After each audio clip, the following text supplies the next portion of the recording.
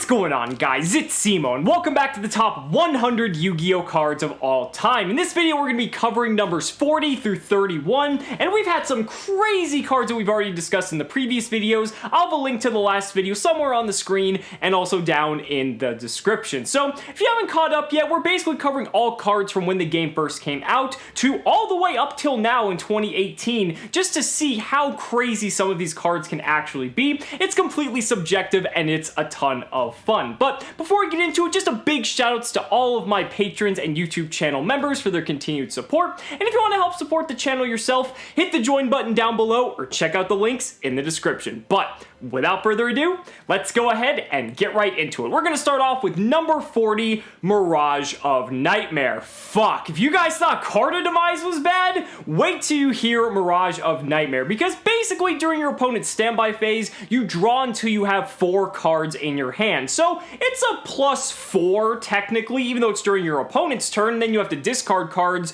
when your standby phase rolls back around. But let's dissect this, because even if you have to discard 4 cards, depending on the deck that you're playing, that actually isn't too bad, because if you're playing something that's very grave-centric, like say, oh, I don't know, Dark World, Lightsworn, Burning Abyss, there's so many decks that rely on the graveyard, or even card effects being discarded, then yeah, discarding 4 cards is pretty damn good, especially for the cost of a single card.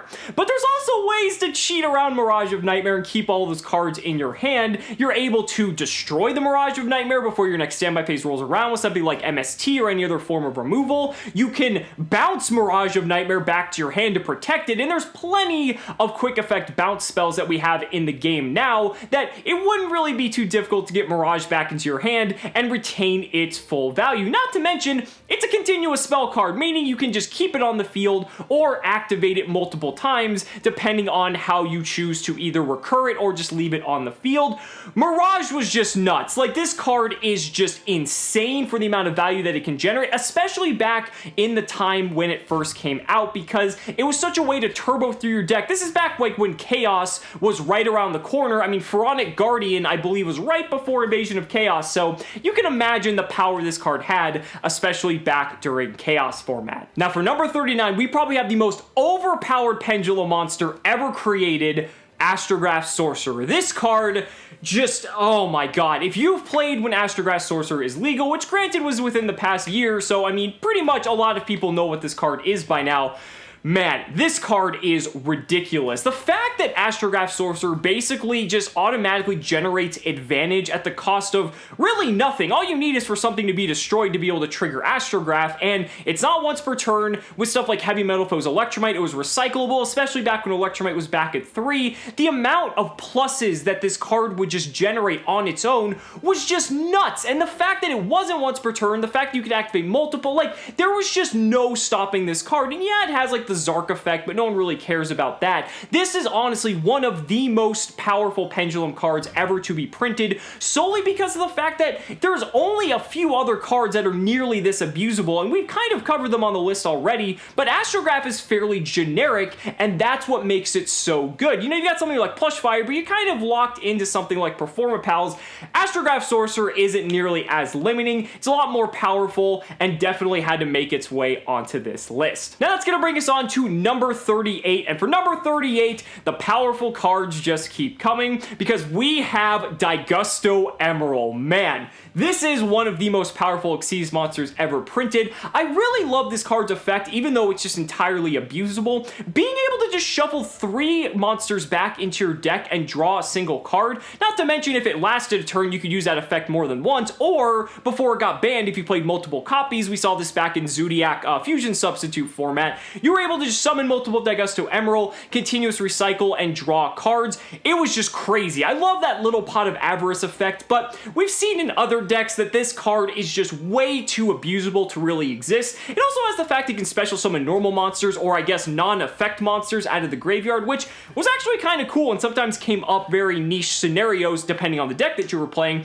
But DAIGUSTE EMERAL, one of my favorite cards, even though it is just highly, highly abusable, but a very, very good card and a very welcome inclusion to the rank 4 toolbox. Now, speaking of abusable, we probably have the Undying King when it comes to being abused at number 37, Infernity Archfiend. This card needs no introduction because if anyone has played against any form of Infernity whatsoever, you know that Infernity Archfiend is the heart and soul of the deck, and holy shit, this card is bonkers. I mean, not once per turn, you can just continuously special summon. It searches cards. Like, this card just takes any archetype. If this card were in any archetype, it would be broken. Like, the fact that it's just so abusable, the amount of combo potential that Infernity had because of this card was just maddening. I mean, this card pretty much took the deck to tier 1, almost tier 0.5 status, because back in the day when Infernity was in its prime, it was like almost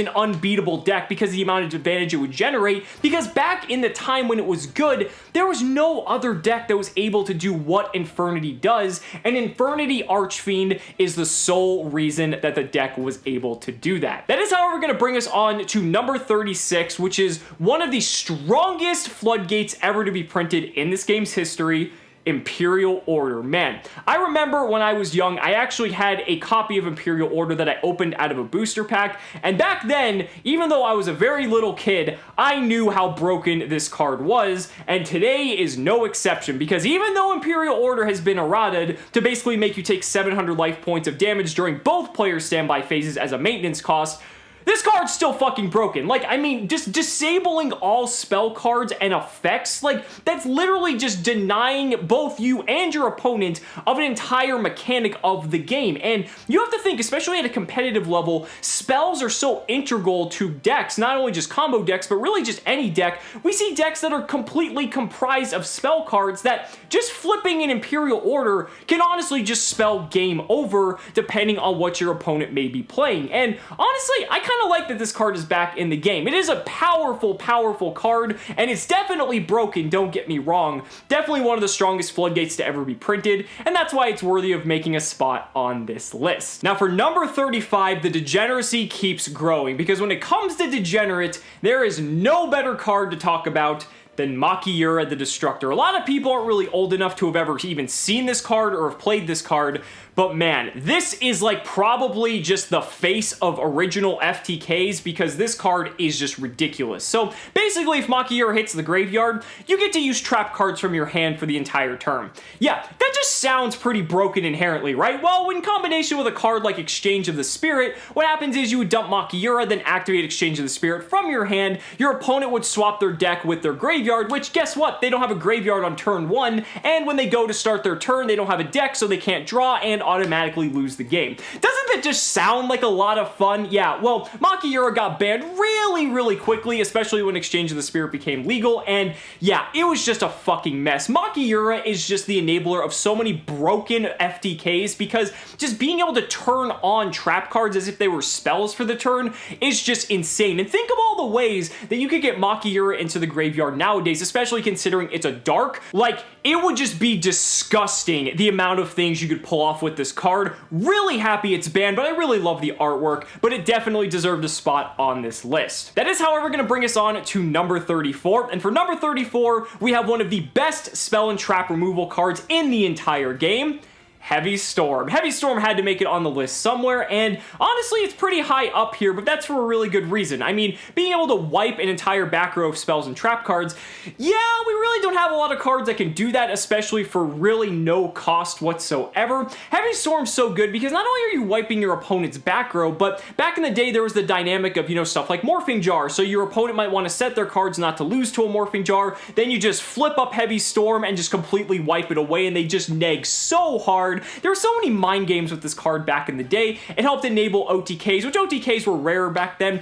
but just think now, if you're going up against back row decks, you know, like Paleozoic or anything like that, being able to just overwhelm them with a single card that can just wipe them out, yeah, Heavy Storm is crazy. But what's also so good about it is you can destroy your own back row. Think about that with something like True Draco, which then gain benefits from that and then can pop your opponent's monsters off their trap cards getting destroyed. Like, there's so many crazy things and interactions that that could happen with Heavy Storm nowadays that, you know, I'm really happy it's banned because I think it'd be rather abusable, but it's still a fantastic card, definitely has a very good legacy, and definitely worthy of a spot on this list. Now, when we're talking about legacies, there is an Xyz monster at number 33 that so many people are happy is out of the game. Lavable Chain. My god. I mean, we've already talked about previously how Foolish Burial is one of the best cards in the game. Well, guess what? If you're playing a rank 4 base deck, you basically have a Foolish Burial that you can access at any time in the game. And Lavable Chain was honestly the centerpiece of a lot of degenerate strategies,